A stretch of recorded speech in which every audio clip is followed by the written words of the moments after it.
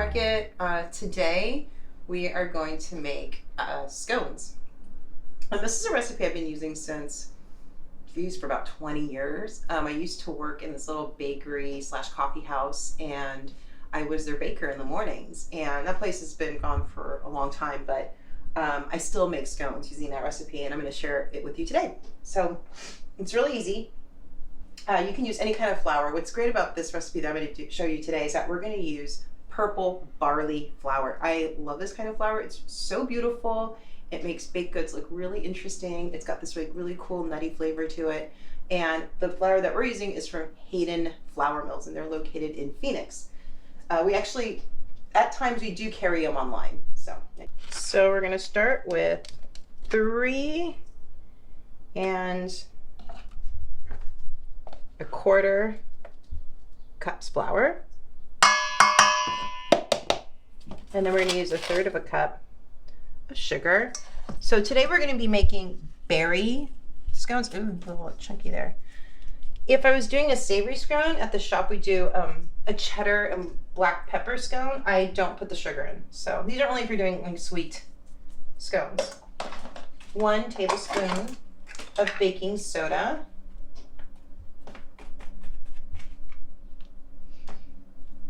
And 1 teaspoon of salt. And these are just our dry ingredients. We're still gonna add some more things, but for right now, these are our dry ingredients, and we're gonna mix everything up. So I'm just mixing everything up. I'm using a fork. Just making sure there's no clumps. The next thing we need to add is butter. So kind of like a biscuit. And it's important that the butter is soft, not melted all the way. And not cold. It needs to be soft. I think it's easily incorporated into the dry mix, which makes a better scone. So luckily I have an old-fashioned oven, and I'm using the top of that to melt my butter. So I preheated my oven to 325, and there's this little vent on the back of my oven that kind of releases the heat, and I'm using that to melt my butter. Obviously you don't have to do it this way. You can use a microwave, or you can just let it sit out, but I just figured why not put this to work in a different way. So there's my softened butter, and I think it might be ready to use in a second. So now I'm taking that soft butter, and I actually used a knife and cut it into a few little pieces, and I'm just adding it to my dry mix.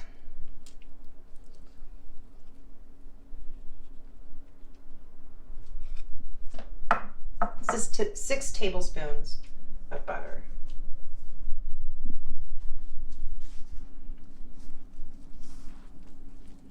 3, 2, 1. So I just finished mixing my butter into my dry ingredients. The next thing is to add an egg, 1 egg, and a cup of milk. So the original recipe asked for 1 cup of milk, but I don't really have milk at home. I don't normally drink it. So I just got some coconut milk, and we'll see what happens. So just 1 cup of coconut milk. And I'm just going to mix that really quickly together, and then I'm going to incorporate into the dry ingredients.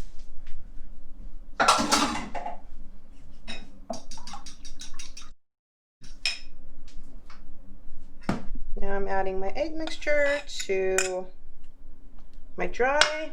Take this over to the sink because it's got egg in it. And you want to be careful, when you're doing stuff with eggs. At the shop I'm used to working on a metal surface, so it's a little bit easier to clean.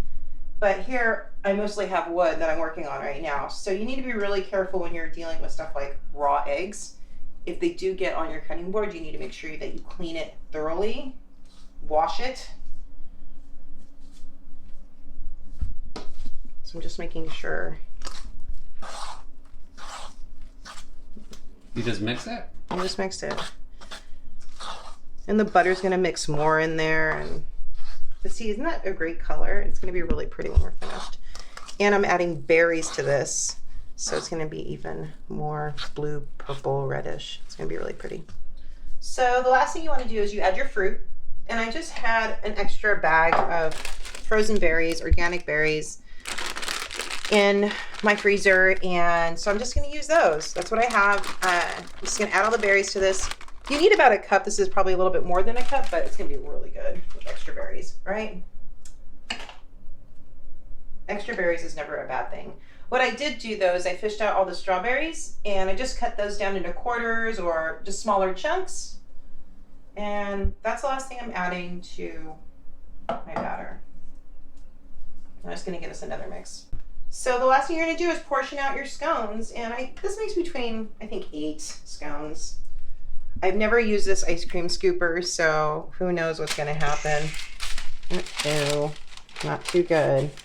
But look at those berries. Okay. Oh, I forgot, you have to make sure that you have some parchment paper, or you can spray your baking tray. I think I'm just gonna use my hand. It's a cute scooper, but it doesn't work really well. Just gonna do a little. This doesn't need to look pretty, it just needs to taste good. So I portioned, what is it, 8 scones out here. This one looks like it might be a little less. I'm trying to make them all the same size, you know. Practice makes perfect, but the last thing that I do is I add a little bit more butter on top, and I try to melt some more on the top of my stove. And just a little pat. Why do you do that? Because I'm going to top them with sugar. And that's going to give it this nice little like crispiness on top. And also you can't go wrong with butter or sugar. So why not? If you're already eating a scone, what's a little bit more butter and sugar going to do, right? Usually when I portion out my butter for this recipe, I usually add a little bit more, and part of it I reserve for putting on top of the scone at the end. So this last little bit, and then the sugar, which is right here.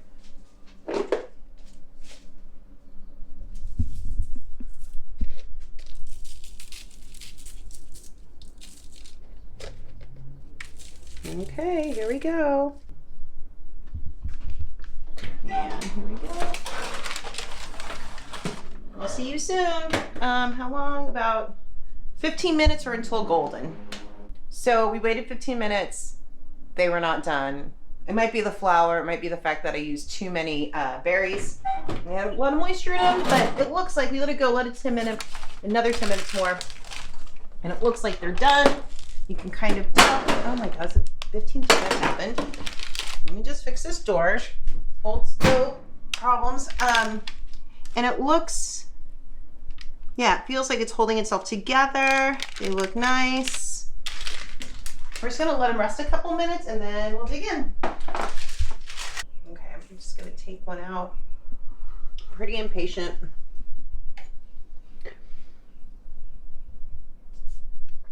And look at that, so beautiful. We just tried one, actually. Not super sweet, which is nice. And I just love the texture of the barley flour. It's kind of coarse. It's a little bit denser, and it kind of reminds me of like bran a little bit, but it's got some nuttiness to it. I think that paired with the fruit works really well. And I just love the color, it's just something different. Anyways, I hope you enjoy it. Recipe's gonna be down below. Thank you.